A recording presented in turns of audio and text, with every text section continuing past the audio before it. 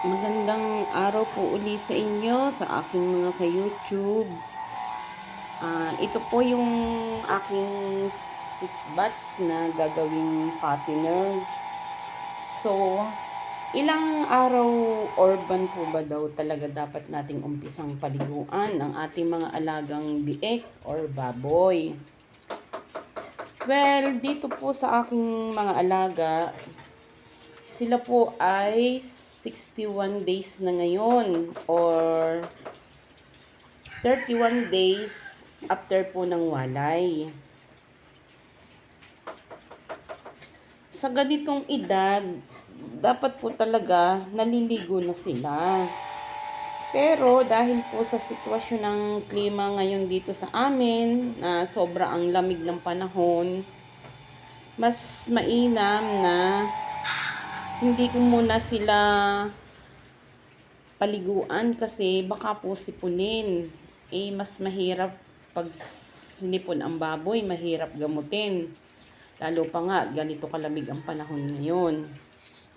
Okay lang naman na hindi muna namin sila paliguan kasi malilinis pa naman sila kasi ano pa naman sila medyo hindi pa naman sila ganun kalaki na baboy, medyo baik pa sila. So, bale, ang ginagawa po namin, nililinis na lang muna namin maigi yung kanilang kainan para pagkain nila, presko rin yung paligid nila at magana pa rin silang kumain. So, wala muna ligo. Saka na sila paliliguan pag medyo uminit na yung panahon. Pero pag once naman na uminit, unti-unti na rin namin silang paliguan hanggang sa ma-reach na din nila yung 3 times a day na pagligo.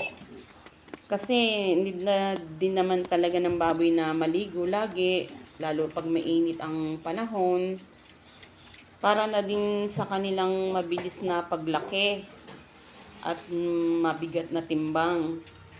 Kasi ang feeds po na kinakain nila is sobrang init din sa katawan, kaya need din talaga nila yun. Ligo-ligo din, ganun nga, sabi nga nila, ligo-ligo din daw pag may time. Kaya lang sa ngayon, hindi muna. Kasi kung ang tao nga giniginaw, di ba? O di lalo na din yung baboy. So, hanggang dito lang po muna mga ka-YouTube.